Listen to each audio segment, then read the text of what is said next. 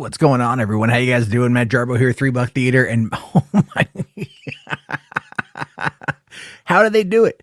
I have to ask the question: how do they do it? How does WandaVision each and every week keep finding the best possible way to subvert expectations and make it just a hell of a good time? There's a reason why this show is the most popular show in the world right now, because it's literally just that good.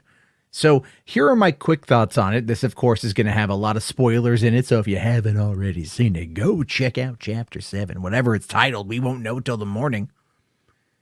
And then come back to see it. Now, this episode obviously took cues from the mockumentary style of sitcoms we saw in the 2000s, like The Office predominantly, as well as heavily influenced by Modern Family more than I would say The Office. The intro for the episode was very much Office inspired, but the framing of the show was probably more Modern Family with a bit of the zaniness from The Office. And here's the thing, it worked really well. Like, it actually worked really well.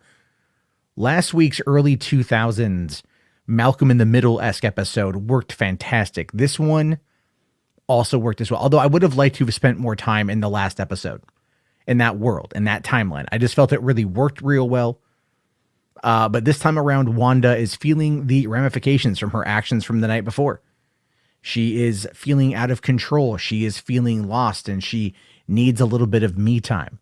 So much so that she left Vision out in the middle of a field. She knew where he was. She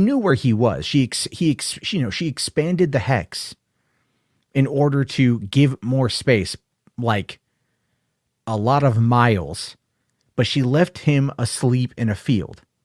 So when he wakes up, he comes across the circus, which is where he was next to, and we finally get to see Darcy, who is now the breakout artist. She is the Houdini, if you will. He does his thing where he, zaps her, right? He releases her from Wanda's control, and the two start to discuss what's going on. Of course, leading up to that, it was funny because Darcy thought that he was trying to hit on her, and it was kind of cute. That was a cute little back and forth. But I did like their energy together. I liked how they worked together. I liked how they talked things through, and that they played up the gimmick of the mockumentary. And she's trying to, tell him what's going on without overdoing it. What I mean by that is without wasting time on exposition the audience already knows. So she's summarizing it in a way that is also leading to the end of the show, right? So she talks about how Vision had to die twice. And that's been something I've seen a lot on social media, after last week's episode. Oh, we had to watch Vision die 3 times. Yeah, well, 2 episodes left, and I guarantee you, Vision's probably going to die. It just seems to make the most amount of sense. He also, I think, at this point understands that he is going to die. Even though Darcy did say, she's like, look, I've been watching WandaVision, and I love that she called it WandaVision. She called, that's that whole thing, where that whole meme of like, she said the name of the thing that they're in, which was pretty cool, to be honest with you. But she's like, no, I've been watching WandaVision for the last week, and clearly you two love each other. You two belong together, which is a line to pay attention to. I don't know what it's going to do. I don't know where it's going to go, but it's a line to pay attention to. But I do think that at this point that Vision is going to die. But I really love that Wanda was impeding him from getting back home by having all the stoplights, having a lot of stoplights in the middle of nowhere, having a road crew show up in the middle of nowhere, and then immediately proceeded by children, by scores and scores and scores of children. To which case Vision just goes, F it, I'm going to fly the hell out of here. What was really cool, though, and a bit of a letdown, I won't lie, a bit of a letdown, but I think the big reveal is coming, was, a couple episodes ago, you had Monica say, oh, I'm going to call my friend who's an aeronautical engineer. And the whole internet's gone wild over this one. The whole internet's gone wild. They've just been like, wait a minute. Is that Reed Richards? Because we know Fantastic Four is coming. Are they going to introduce Reed Richards in the show? And that's, I'm like, come on, right now? The 7th episode out of 9, potentially 10 if you believe the rumor. Like, no, they're not going to do it. But during that scene, when everybody showed up, and she was getting that armored vehicle, I kept kind of waiting. I kept kind of hoping. I held my breath a little bit. I'm like, who's it going to be? This isn't going to be a Luke Skywalker sort of thing where I'm going to break down crying. But if it was like a Reed Richards, or if it was like, if it was Hank Pym, perhaps because of all that stuff, who knows? It looked like it was a quantum realm suit. So, I mean, maybe, they had Pym particles, or they had Pym on board to help out, help design it. I don't know. Although it's Sword and Pym is anti-government, so probably not. But, nothing happened. So the internet was like spending the whole week speculating for nothing to happen. And the thing is, again, that's like the least consequential thing of the show, because when the vehicle failed to go through the barrier, Monica ran through, and this is where she got her powers. She has now got her powers, and Wanda cannot really touch her inside of this, of the hex, or she can, but like Monica can withstand a lot. Even though Feige has said that Wanda is the most powerful Avenger, I don't quite know, I mean, I don't think Monica's going to want to take that on just yet. She's going to want to like help her out. But the biggest thing of them all was, of course, Agatha Harkness. We finally got Agatha, and then even an introduction to Agatha's show.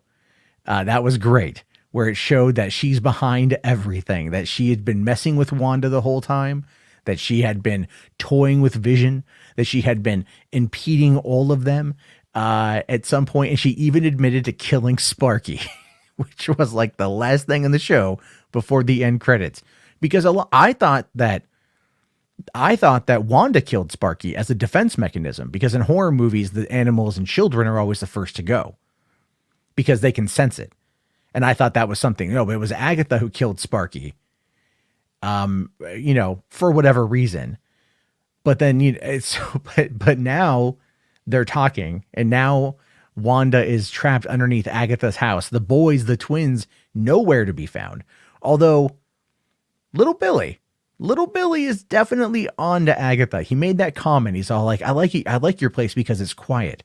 You're quiet, Agnes. You're hollow. There's nothing in you. And she was like, ha, ha, ha, ha, ha, ha, right? And you're like, oh no, straight up, dude. She's she's totally Agatha. And then it was like, going into the reveal, you're like, yeah, this is it. This is great. But what was awesome was also the mid-credit sequence, because there was a mid-credit sequence. It was, if you had missed it, which a lot of people probably did, you just see Monica trying to get into Agatha's house, and then opening up the cellar door and seeing the magic that's in there, seeing the pulsing from the magic. And then, of course, here comes Evan Peters. Snooper's gonna snoop, right? And then it cuts to black. But Pietro was manufactured by Agatha in order to trick Wanda into probably telling her how he did, or how she did everything, or her telling him how she did. It's crazy stuff. Now we have 2 episodes left, and who knows where it's going to happen, where it's going to go. Things are going to get wild, and things are going to get cool. And I can't wait to see what everyone has to say about this episode. I really liked it. I thought the way it went from comedy to horror worked real well, because oftentimes the two do run parallel to one another. And just now they've just opened up everything a bit more. They've peeled back another layer. We now know of the antagonist. It's not Mephisto. It's Agatha Harkness, but there could be another twist. There's always going to be a twisty twist with this show. And I'm very much excited to see where it goes. As always, I want to hear your thoughts. I want to hear your opinions. Let me know down in the comments section. I'll talk to you guys all later. Have yourself a great day. Thank you for watching.